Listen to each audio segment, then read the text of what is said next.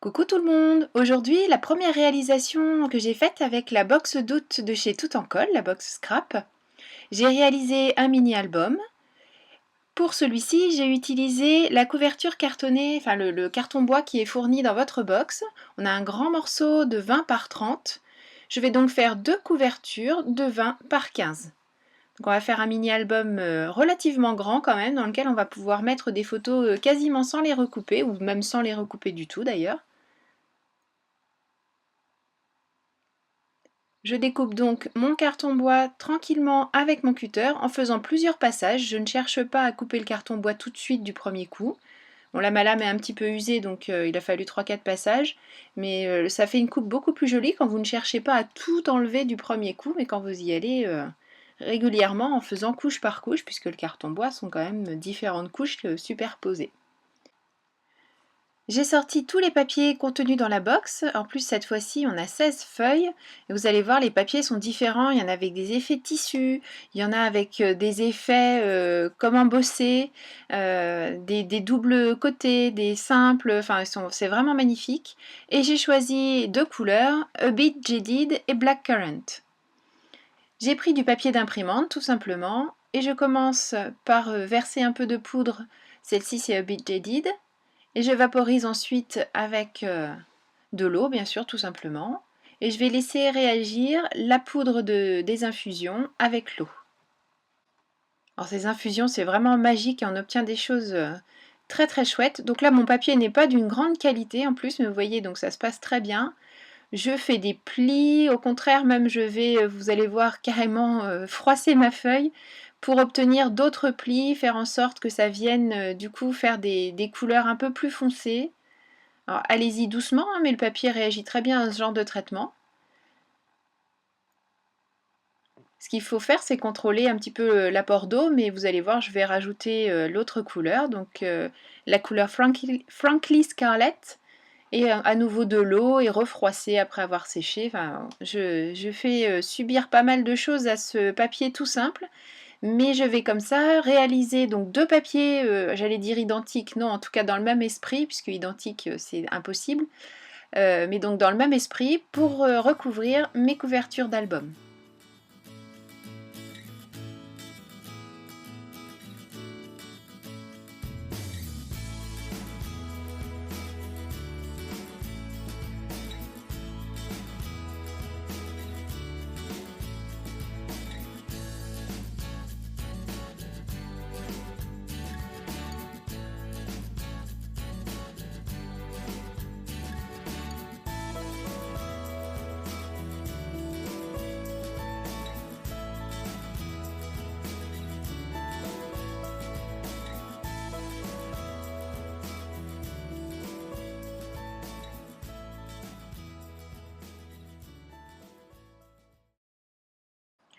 Quand mon papier est bien sec, je peux venir coller mes deux couvertures. J'ai pris cette fois-ci ma colle Cléocolle et un pinceau avec un peu d'eau, juste histoire de diluer un petit peu ma Cléocolle et faire en sorte de ne pas avoir de choses trop épaisses sous mon papier d'imprimante, parce que je vous rappelle que c'est un papier très très léger, donc très fin. Et je le lisse bien comme il faut. Alors attention, il faut qu'il soit vraiment sec votre papier, sinon vous allez avoir de mauvaises surprises.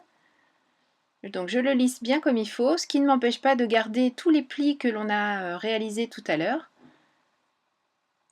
Je vais couper les angles aux quatre coins, les petites choses comme ça, en laissant quand même un petit peu, voilà, je vous montre à partir de la pointe du carton bois, je laisse un petit peu de papier, tout simplement pour pouvoir venir le plier tout à l'heure et faire en sorte que mes coins soient vraiment très très beaux et qu'on ait une finition d'album, si ce n'est parfaite, en tout cas la plus jolie possible. À nouveau ma colle, cette fois-ci je la laisse sans la diluer puisque d'abord j'ai une surface moins importante et puis là c'est l'intérieur, c'est un petit peu moins grave s'il me reste des petites imperfections, mais bon cette colle est vraiment parfaite donc il n'y a même pas d'imperfection. Donc je colle les deux côtés opposés et je viens ensuite avec mon ongle rabattre les angles comme vous m'avez vu le faire à l'instant. Mais si vous n'avez pas d'ongle ou si vous préférez faire différemment, vous pouvez le faire avec un plioir, ça marche très bien aussi. Et à nouveau, je viens tendre mon papier pour que mes couvertures restent parfaitement rectangulaires.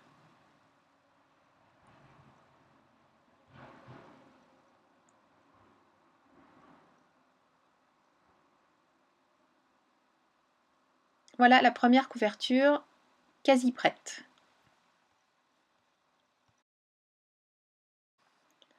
Alors, comme mes infusions sont dans la bonne tonalité pour le papier, mais que le papier est quand même une collection, si ce n'est douce, en tout cas pas aussi prononcée que ce que j'avais pu faire avec les infusions, je viens passer du gesso, mais très très dilué. J'utilise même aussi une lingette pour finir d'étaler le gesso, éviter d'avoir les coups de pinceau. Et je viens réaliser comme une sorte de brume sur mon papier. Donc en anglais on appelle ça un whitewash, c'est-à-dire qu'on vient laver, entre guillemets, faire un blanc délavé sur notre couleur pour atténuer les couleurs en fond. Quelquefois en carterie on fait ça aussi en mettant tout simplement une couche de calque. Donc voilà, là je réalise cet effet estompé avec du gesso bien dilué avec de l'eau.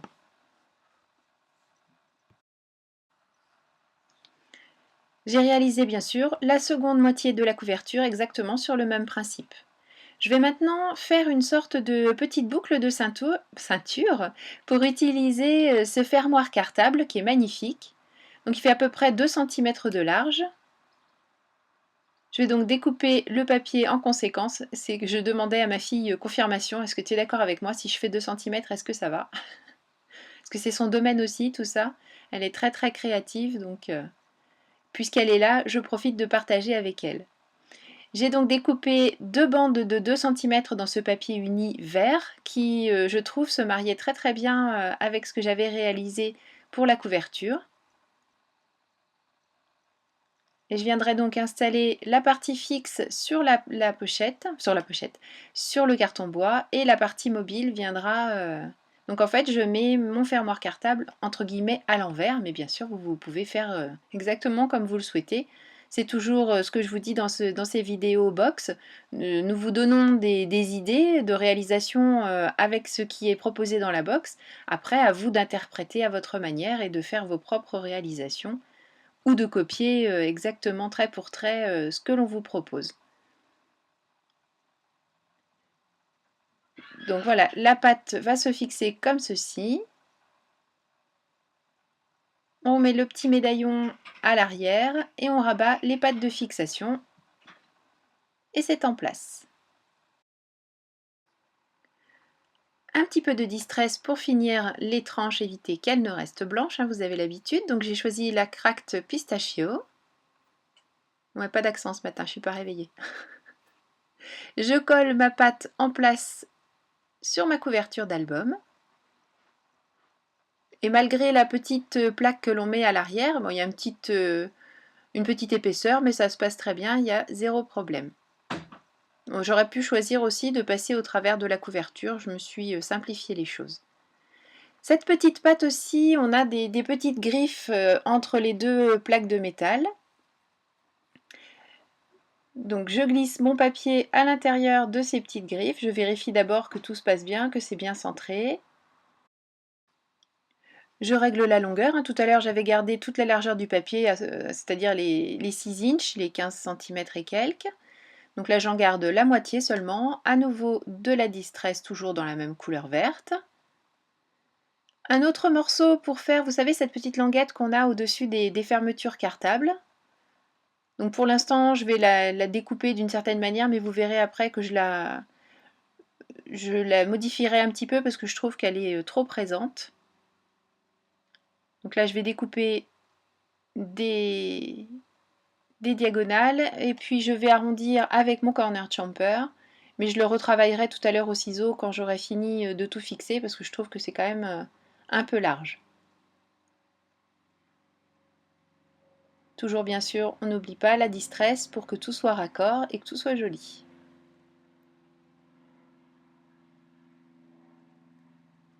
Je superpose mes deux morceaux de papier. Donc j'ouvre d'abord ma petite pince et donc je viens glisser tout ça entre les deux parties métalliques et il ne reste plus après. Voilà, on fait rentrer bien comme il faut dans les petits picots métalliques. je referme et avec la pince, je viens sertir le tout pour éviter que ça ne bouge. Alors vous voyez, ma languette, elle est quand même très très large. Donc je vais venir avec mes ciseaux réégaliser tout ça et faire en sorte que ça corresponde exactement à la largeur du fermoir cartable. Donc on est gâté dans cette box, hein, on a pas mal d'éléments métalliques comme ça. Il y a le fermoir cartable, il y a les coins métalliques qu'on va utiliser aussi dans cette réalisation. Et dans le prochain projet que je vous présenterai, j'utiliserai le porte-étiquette en métal également.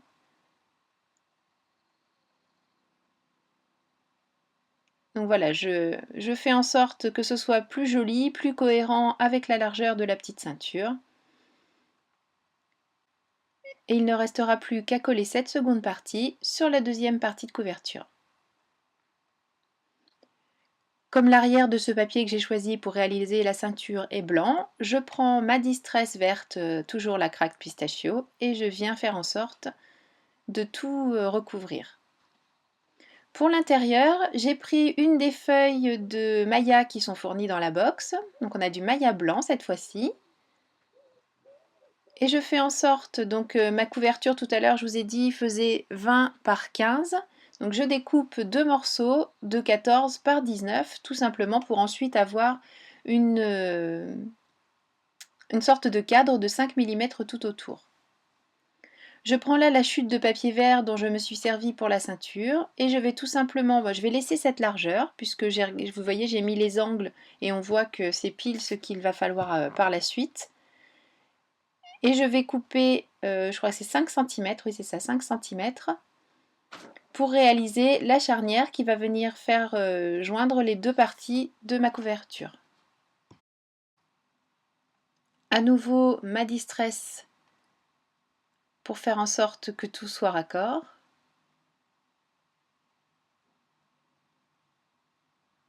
Et je pourrais ensuite venir mettre un peu de colle sur une des parties de cette languette de papier, la poser au milieu de ma couverture et faire la même chose pour la deuxième couverture.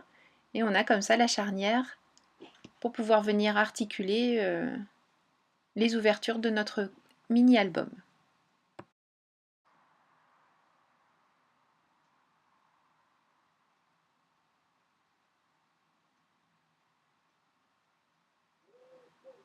Donc je me mets des repères à la fois sur ma couverture et sur le papier pour savoir où mettre ma colle et ensuite où venir poser tout ça pour que ce soit centré correctement. Donc il y a une partie qui est collée sur la couverture, on a à peu près 1,5 cm de chaque côté, donc là en haut et puis tout à l'heure en bas, et je laisse la partie centrale vide, c'est ce qui va faire l'aisance pour venir ensuite mettre nos pages et puis tout ce qu'on aura envie de mettre dedans, les photos, les décos, pour ne pas être embêté. Je colle mes intérieurs de couverture.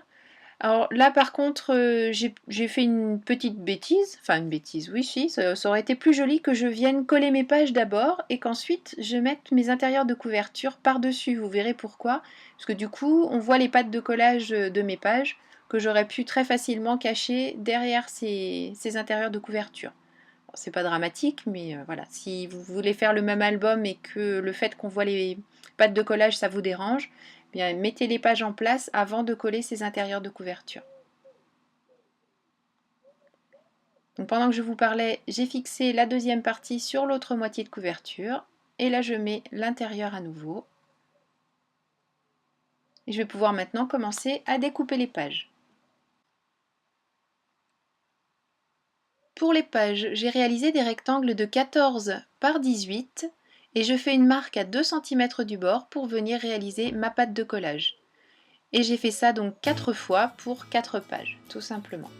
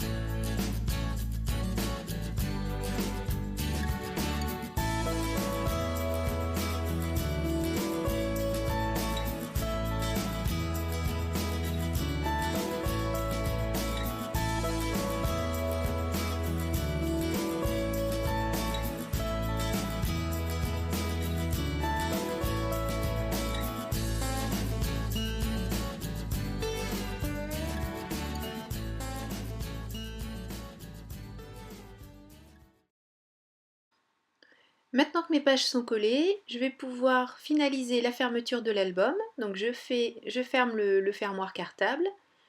Je fais en sorte d'avoir la même épaisseur avec la charnière qu'on a posée tout à l'heure et puis mon fermoir. Je mets un petit peu de colle. Là aussi, attention à bien centrer la tâche pour que ce soit joli.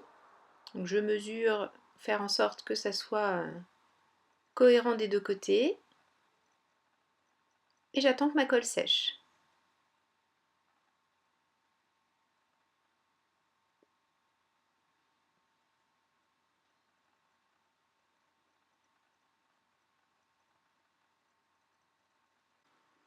Maintenant que tout est sec et bien en place, je peux mettre les coins métalliques qui vont finir de donner cet air de cartable à cette couverture d'album. Une fois encore, il y a des sortes de petits picots métalliques qui entrent dans le papier, enfin en l'occurrence dans le carton bois, qui font que le coin ne se sauvera plus. Donc moi j'appuie avec des petites pinces. Si vos pinces sont un peu trop fortes ou si vous avez peur d'abîmer vos coins métalliques, n'hésitez pas à mettre un petit morceau de tissu entre la pince et le métal pour éviter de faire entrer la marque de vos pinces dans le métal. Ce serait dommage d'abîmer ces jolis coins. Mais vous voyez, c'est très facile à mettre en place. Si vous n'avez pas de pince, vous pouvez appuyer fortement ou alors donner des petits coups, marteler un petit peu avec soit un petit marteau, soit quelque chose d'un petit peu lourd. Le métal n'est pas super difficile à plier, donc vous allez voir, c'est très facile à mettre en place, même sans pince. Et voilà, mes 4 coins sont joliment mis en place, ainsi que la fermeture. Je peux passer maintenant à la déco. En petite touche de finition, pour accentuer cet effet vieillot, je mets de la Distress Vintage Photo. Ça aurait été dommage de ne pas la sortir, hein. Si vous devez n'avoir qu'une Distress, moi je dirais que c'est celle-ci. Bon, c'est dommage de se contenter d'une seule, mais franchement c'est un basique indispensable. Et je fais donc tous les bords de mon album. Déjà, comme toujours, hein, quand on fait un cadre comme ça, on recentre le regard, ça ramène le regard vers le centre de la création. Et puis ça finit bien les bords et ça donne ce petit côté vieilli. Je vais mettre des déco-bois sur le dessus de mon album. Donc je vais mettre de la poudre Wow. Alors pas celle que je vous ai montrée parce que ça c'est la Ultra High. Je me suis trompée de petit pot en la sortant. Je vais mettre de la blanche. Donc j'ai mis ma découpe sur mon pad de Versamark. J'ai ensuite posé ma poudre et je n'ai plus qu'à la faire fondre pour donner ce petit côté émaillé à ma découpe bois et faire en sorte qu'elle ressorte bien sur la couverture de l'album. Comme la couverture était déjà assez chargée, si j'avais laissé les découpes bois couleur bois, je trouvais que ça faisait un petit peu trop sombre. Comme on a aussi les coins métalliques, voilà, donc je pensais qu'avec du blanc, ce serait ce qui serait le plus adapté.